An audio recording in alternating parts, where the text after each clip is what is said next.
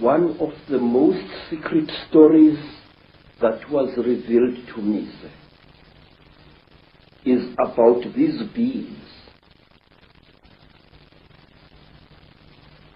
This story was revealed to me first in Barotseland, then in the country today called Rwanda, once known as Rwanda Urundi. Then I learned about this story at that time on the foothills of Mount Kilimanjaro. This is the story, a story you find throughout Africa. There was once a time when the blue sky was invisible, when the whole world was covered with mist, when you could not see the sun as it is now. You only saw it as a splash of white light moving slowly across the sky.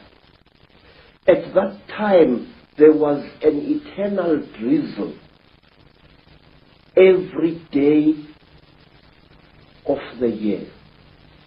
At that time, people could not see the stars. People only saw the trees growing, trees which were very, very big. There was no desert at that time, only jungle everywhere where you went. At that time, sir, people were what we call in Zulu, ngubili. A human being was both male and female in one body. And out of the sky, one day, came terrible objects.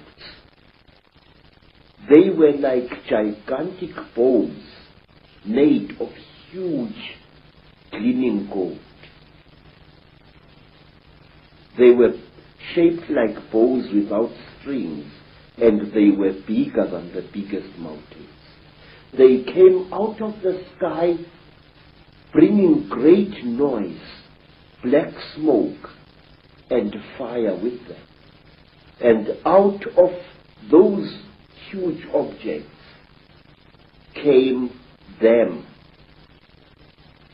At that time, sir, human beings could not speak. We had no gift of language at that time. And people had, however, great mental power.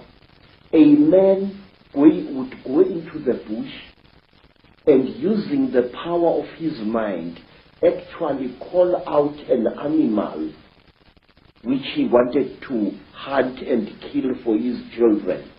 And the animal would appear and kneel down before the man, and the man would kill the animal and take it home. But when the CHITAURI arrived in Africa, they told our people that they were gods, and that they were going to give us human beings great gifts on one condition: we had to worship them and accept them as our creators. Some told our people that they were our elder brothers and that this earth had produced them generations ago. And they said they had come back to the green womb of their mother, and that they were going to make us into gods. What they did, they created a very strange pair of caves in the land. They dug 2 caves. In one cave was a green light, in another cave was a red light. And they drove human beings into these caves. And each human being had to choose which cave the human being wanted to go into. And those who went into the green cave came out as women And those who went into the red cave came out as men. And then the talkers, the CHITAURI, told our people that now they were perfect. But the moment the first men saw the first women, a terrible row erupted. The women hated the men because they looked between their legs and they saw what they thought were snakes dangling between the legs of the men. And the men hated the women because they looked on their chests and they saw these big things. What they were, they did not know. And then the CHITAURI laughed. It was to them a very, very big joke. And then the CHITAURI said, if you serve us, you wretched little human beings, we are going to make you into gods. And the human beings agreed to serve the CHITAURI. And the CHITAURI gave human beings a second gift, the gift of language. People started talking with their tongues where they had talked with their minds before.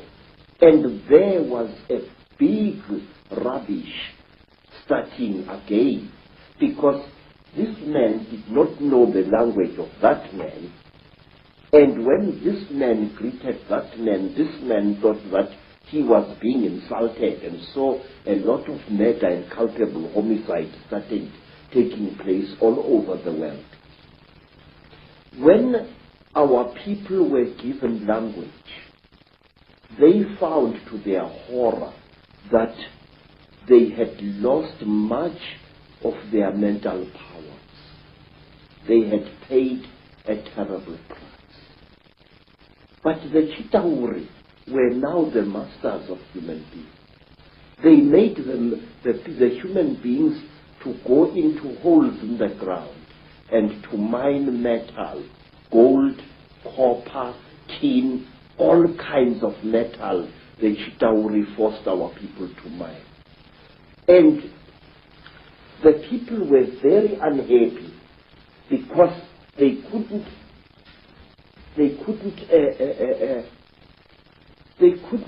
cope with the new sexual differences which were there now between men and women. And then from amongst the CHITAURI came a very good female CHITAURI. Her name was Mai Nzarantwari Samahongo. Mai Nzarantwari Samahongo was the senior wife of the terrible chief of the CHITAURI, Umbaba Gorontwari Samahongo. She was sorry for human beings, this great reptile lady. She said to the poor people, "Ow, you are unhappy." And the people said, "Yes, great one. We go into the holes every day, we dig the stones and we bring it to the gods, but we are not happy." And Mai Nzarantwari scratched her scaly chin